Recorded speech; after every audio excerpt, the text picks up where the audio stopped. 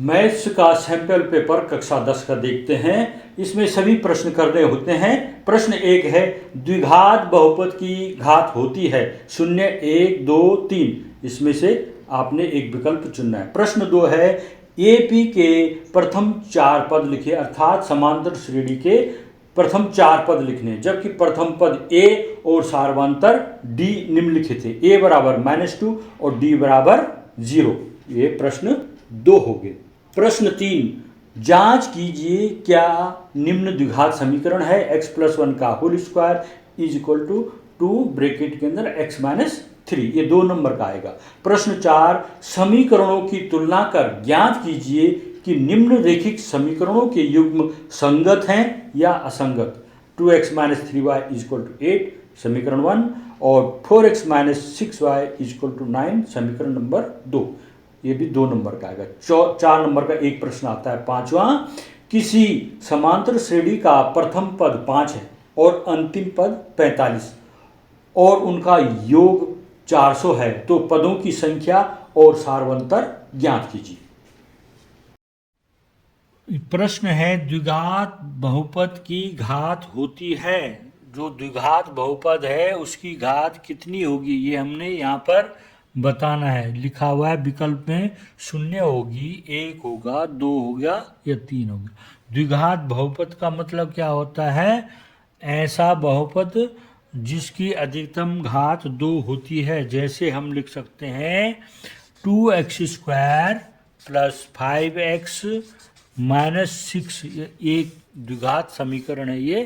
तो इसकी अधिकतम घात है 2। तो चर की अधिकतम घात कितनी है? यहाँ पर चर की अधिकतम घात, चर अर्थात यहाँ पर चर है x की अधिकतम घात है 2। एक घात यहाँ पर x की 2 है, यहाँ पर x की घात 1 है। तो अधिकतम घात कितनी है? 2। तो अर्थात इसकी द्विघात बहुपद की घात होगी 2 और विकल्प इसका C सही है। दूसरा प्रश्न है, यदि a बराबर है -2 और d बराबर यहाँ पर दे रखा है 0, इसको हमने हल करना है। इसको कैसे करेंगे? वही a1 बराबर तो हो जाएगा -2, a2 बराबर क्या हो जाएगा? a1 में d का मान जोड़ दीजिए, a1 है -2 और d है 0। तो किसी भी संख्या में शून्य को जोड़ने पर उसका मान अपरिवर्तित रहता है। तो ये -2 हो गया। a3 का मान क्या होगा? जो a2 का मान है उसमें d जोड़ दीजिए। a2 है -2 और d का मान क्या है? 0। तो ये सेम आ गया, ये भी -2 होगा। किसी भी संख्या में शून्य को जोड़ने पर उसका मान अपरिवर्तित रहता है, वही माना जाता है। a4 के लिए क्या होगा? a3 में d जोड़ देना है। a3 में d जोड़ दीजिए, a3 आया -2 और d है 0, वही फिर आ गया -2। इसके 4 पद क्या लिखेंगे हम? इसके 4 पद लिखेंगे -2, फिर -2, फिर -2, फिर -2। इस तरह से इसके प्रथम 4 पद होंगे। अगला प्रश्न 3 देखते हैं। x + 1 का होल स्क्वायर बराबर 2 ब्रैकेट के अंदर x - 3 है। इसको मानक रूप में लिखने के लिए पहले इसको हल करेंगे। x + 1 का होल स्क्वायर अर्थात जो आपको आता होगा a + b का होल स्क्वायर बराबर क्या होता है? a² + b² + 2ab। तो यहाँ पर हो जाएगा a की जगह x है और b की जगह 1, तो यहाँ मान होगा x² + 1 + 2x और इधर 2 × x 2x और 2 × 6 -6 हो जाएगा। अब इस 2x - 6 का भी बराबर के दूसरी तरफ पक्षांतर कर देना है हमको। तो यह x² +1 है और -6 इधर आगे +6 हो जाएगा। संख्याओं को जोड़ देंगे, 6 7 और +2x यहाँ पर है और इधर से -2x आएगा, ये दोनों कट के 0 हो जाएगा। तो हमारे पास बचेगा x² + 7 बराबर 0। इसमें x की अधिकतम घात 2 है, अतः यह द्विघात समीकरण है। आइए प्रश्न 2 देखते हैं। प्रश्न है 2x - 3y बराबर 8 समीकरण 1, 4x - 6y बराबर 9 समीकरण 2। ये समीकरण युग्म है, ये संगत है या असंगत है, ये हमको बताना है यहाँ पे। तो जैसे हमने पहले प्रश्न को हल किया ठीक उसी तरह से पहले मानक समीकरण यह है a1x + b1y + c1 बराबर 0, ये मानक समीकरण है। तो a1x + b1y + c1 बराबर 0 मानक समीकरण से समीकरण 1 की तुलना करने पर 2x - 3y बराबर 8 समीकरण है। इसको पहले मानक समीकरण की तरह लिखना है, तीनों पदों को बराबर से पहले लिख देना है। हो जाएगा 2x - 3y - 8 बराबर 0। अब ये सेम इसी तरह से हो गया है। यहां पर x का गुणांक a1 है तो a1 लिखा हुआ है, यहां पर x होगा, यहां पर x का गुणांक 2 है तो a1 बराबर 2 हो जाएगा। इसी तरह से देखना है y का गुणांक यहां पर b1 है, y का गुणांक यहां पर -3 है तो b1 बराबर हो जाएगा -3। c1 जो यहां पर तीसरे पद में है, यहां पर भी जो तीसरे पद में उसको लिख देना, c1 बराबर -8। आगे समझ में a1, b1 और c1 तीनों के मान आपने नोट कर लिए। अब समीकरण 2 का देखना है। मानक समीकरण a2x + b2y + c2 बराबर 0 से समीकरण इसकी समीकरण 2 की तुलना करने पर 4x - 6y बराबर 9, या इसको मानक रूप में लिखेंगे 4x - 6y - 9 बराबर 0। अब हमने इसमें a2, b2 और c2 ज्ञात करना है। x का गुणांक a2, यहां पर x का गुणांक 4, a2 बराबर हो गया 4। y का गुणांक यहां पर -6 है, यहां पर y का गुणांक b2 है तो b2 बराबर हो जाएगा -6। और c1 यहां पर c2 कितना है, यहां पे तीसरा पद यहां पर -9 है तो c2 बराबर हो जाएगा -9। अब a1, a2, b1, b2 और c1, c2 इसमें हमने मान रख देने हैं जो मान हमने पढ़े हैं अभी। तो इधर ही से पढ़ाता हूं मैं। ये हो जाएगा a1, a1 और a2, ये है 2 और 4 है तो 2/4 हो गया यहाँ पे। b1, b2, b1 ये है और b2 ये -3/-6 ये लिख दिया हमने। c1, c2, c1 और c2 -8 -9 यहां पर लिख दिया हमने। अब इसको सरल करेंगे, सरल करना है। 2 का भाग दोनों में चला जा रहा है तो 2 एकम 2, 2 दूनी 4, 1/2 हो गया। यहां पर ये माइनस माइनस ये प्लस प्लस हो जाएगा। अब 3 का भाग 6 में 2, 3 एकम 3 और 3 दूना 6 तो ये हो जाएगा 1/2 और ये 8/9 है। अब इनका देखना है 1/2 के बराबर 1/2 होता है जी, तो यहां पर बराबर का चिन्ह लगा देना है। 1/2 बराबर 8/9 होता है नहीं जी, तो यहां पर बराबर नहीं का चिन्ह लगा देना बस। समीकरण युग्म का कोई हल नहीं है। क्यों नहीं है? क्योंकि समांतर, ये युग्म समांतर रेखाएं हैं, अतः समीकरणों का युग्म असंगत है। इस तरह से 2 प्रश्न हमने हल करे हैं। आपकी समझ में अच्छी तरह से आ गया होगा, मुझे पूरा विश्वास है। कमेंट में नीचे लिखिएगा। 5वां प्रश्न है, प्रश्न 5, यदि किसी एपी के प्रथम 7 पदों का योग 49 है और प्रथम 17 पदों का योग 289 है तो इसके प्रथम n पदों का योग ज्ञात कीजिए। कैसे हल करेंगे इसको? इसका हल होगा, माना पहला पद A तथा सर्वांतर D है, दिया है प्रथम 7 पदों का योग S7 बराबर 49।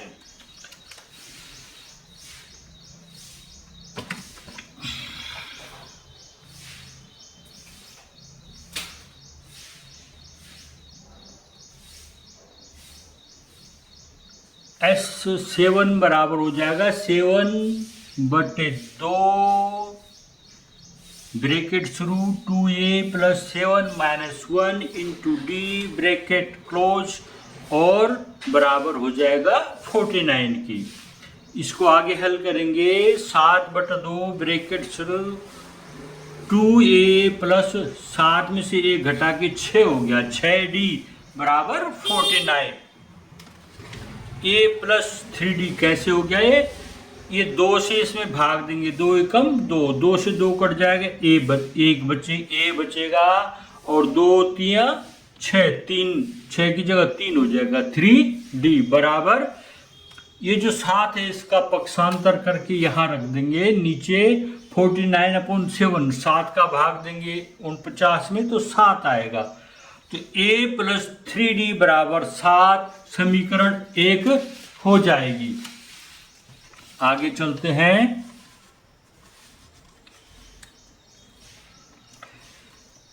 इसी प्रकार प्रथम 17 पदों का योग बराबर 289 है। सूत्र होता है S17 बराबर 17/2 2a + 17 - 1 × d बराबर 289। अब आगे देखेंगे 17/2, इसमें 2 कॉमन है, ये 17 में से 1 घटा के 16 हो जाएगा ना, 16d। ये 2 है, 2 कॉमन हो जाएगा, 2 बाहर लेंगे तो a + 2 × 8 = 16, 8d हो जाएगा अंदर बराबर 289। अब यहाँ पर देखिए 2 से हम 2 काट देंगे और जो 17 है उसको पक्षांतर करके हर में ले जाएंगे, तो a + 8d बराबर 289/17।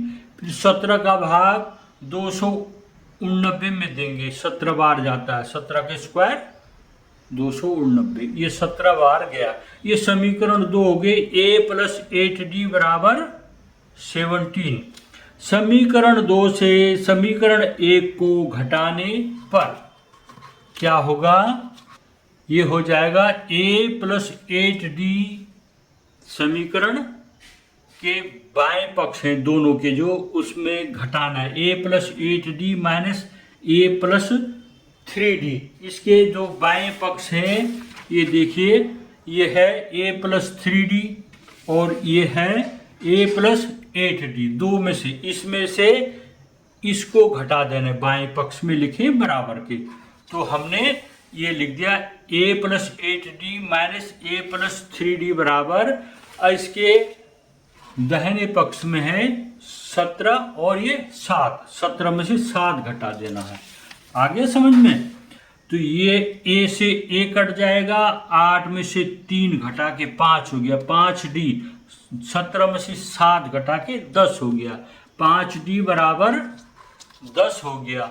तो d बराबर क्या हो जाएगा? 5 का भाग दे देंगे, कितनी बार गया?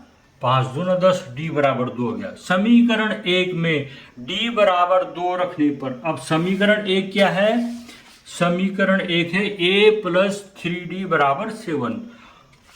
तो यहाँ पर d बराबर 2 रखना है। ये जहाँ पर d है, ये d है जहाँ पर, यहाँ पर 2 लिखेंगे तो 3 दूना 6 हो जाएगा। ये हो जाएगा a + 3 × 2 का 6 हो गया बराबर 7, a - 6 बराबर 7। तो a बराबर क्या हो जाएगा? 6 का पक्षांतर हो गया, 7 - 6 बराबर 1 हो जाएगा। इसमें a का मान आ गया 1, d का मान आ गया 2। अब इस मान को इसमें रख देना है। सूत्र होता है Sn बराबर n/2 2a + n - 1 × d। n/2, n by 2 n पद निकालना तो एन ही रहेगा। 2a की जगह 1, 2 एकम 2, डी की जगह 2, तो n-1 इंटू डी की जगह 2 लिख दिया। अब इसको हमने आगे हल करना है।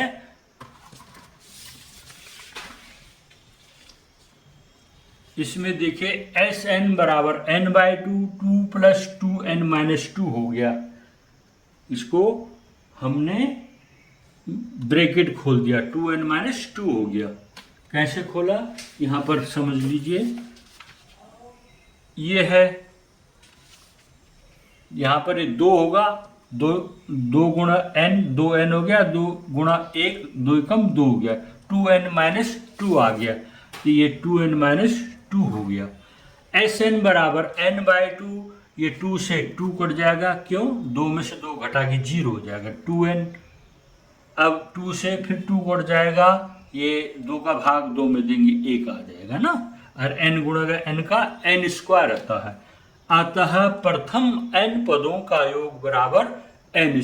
तो ये 4 अंकों का प्रश्न आएगा, इसकी तैयारी कर लीजिएगा।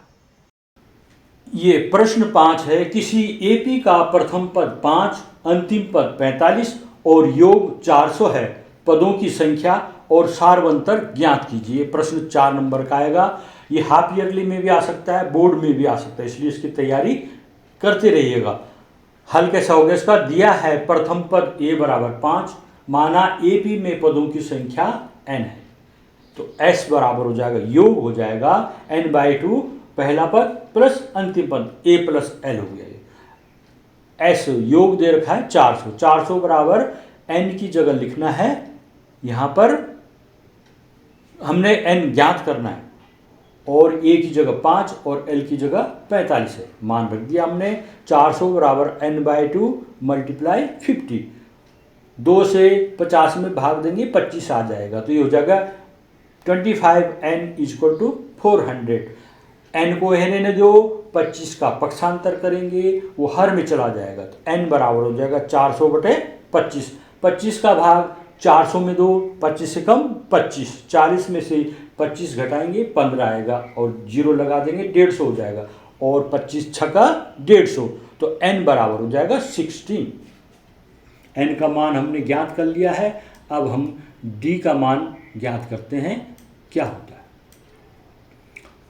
अंतिम पद है हमारे पास l बराबर 45, परंतु 16वां पद भी तो अंतिम पद है जो उसने दे रखा है, तो a16 बराबर कितना आया? 45 आया। a16 को हम कैसे लिख सकते हैं? a प्लस पदों की संख्या n 16 है, यहाँ पर 16 ऋण 1 a16 बराबर 45। इसको a16 को हम लिख सकते हैं a + 16 - 1 × d, और इधर 45 बराबर की बात। इसको a की जगह 5 लिख दिया, 16 में से 1 को माइनस किया तो 15 आया, 15d बराबर 45। 15d बराबर 45, और जो 5 है इसका पक्षांतर करेंगे, ये -5 हो जाएगा, तो 45 में से 5 घटा करके 40 हो गया, 40 हो गया। 15d बराबर 40, तो d बराबर 40/15। इसमें हम 5 का भाग देंगे, दोनों संख्याओं में 5 का भाग चला जा रहा है, 5 × 40 और 5 दिया 15, तो सरल करने पे ये 8/3 आ गया। अतः पदों की संख्या n बराबर हो गई 16, और इसका सारवंतर हो गया 8/3। इस तरह से ये प्रश्नों की तैयारी कीजिएगा, इसमें से प्रश्न आ सकते हैं, तो इसको अगर आपने अभ्यास कर लिया तो आपका मासिक टेस्ट अच्छा जाएगा। चौथा, दिया गया समीकरण x ब्रैकेट में 2x + 1 बराबर x ब्रैकेट में x + 5, इसको पहले विस्तार करेंगे। इसका x का मल्टीप्लाई व्यंजक 2x + 1 से करेंगे, फिर -3 का मल्टीप्लाई 2x + 1 से करेंगे, बराबर के बाद x को और x + 5, अभी इसको ऐसा ही रहने देंगे। अब आगे हल करते हैं। x को 2x से गुणा करेंगे, 2x² होगा, x को 1 से गुणा करेंगे, x हो जाएगा, -3 का 2x से गुणा करेंगे, 3 दूना 6x हो जाएगा, -3 का 1 से गुणा करेंगे, -3 हो जाएगा, बराबर के बाद x के साथ गुणा करेंगे एक्स स्क्वायर हो जाएगा, एक्स का 5 के साथ गुणा करेंगे 5x हो जाएगा। अब ये हो जाएगा 2x स्क्वायर, ये बराबर के वाले एक्स स्क्वायर को भी इधर लिया है, 2x square minus x square, इधर है माइनस 6x है और उधर है 5x, हो जाएगा माइनस 6x। तो ये हो गया और अंक है -3 बराबर 0। अब इसको आगे करेंगे, 2x स्क्वायर में से x स्क्वायर घटा के x स्क्वायर आ जाएगा, -5x और -5x आपस में जुड़ जाएंगे, 10x हो जाएगा, चिन्ह माइनस का रहेगा और -3 है बराबर 0। तो ये हो जाएगा x square minus 10x minus 3 बराबर 0। उक्त समीकरण में चर की अधिकतम घात 2 है, अतः दिया गया समीकरण द्विघात समीकरण है। तो ये प्रश्न, निम्नलिखित में से प्रत्येक एपी के लिए प्रथम पद व सारवंतर लिखिए। यहाँ पर ये 4 पद दे रखे हैं, हमने इसमें से प्रथम पद छांटना है और सारवंतर लिखना है इसका। ये प्रश्न है 3 1 -1 -3। इसका प्रथम पद क्या होगा? प्रथम पद होगा जो सबसे पहले लिखा a बराबर 3 और d क्या होगा? सर्वांतर। सर्वांतर होगा इसमें दूसरे पद में से पहले पद को घटा देंगे, या तीसरे पद में से दूसरे पद को घटा देना है, या चौथे पद में से तीसरे पद को घटा देंगे। तो हम पहले पद में से दूसरे पद को घटाते हैं, a2 माइनस a1, d बराबर a2 माइनस a1। ये a1 हुआ, ये a2 हुआ, ये a3 हुआ, ये a4 हुआ। तो a2 हो गया 1 -3, 3 में से 1 घटाकर 2 आया, बड़ी संख्या का चिन्ह माइनस है, तो d का मान आ गया -2। ये इसका आंसर।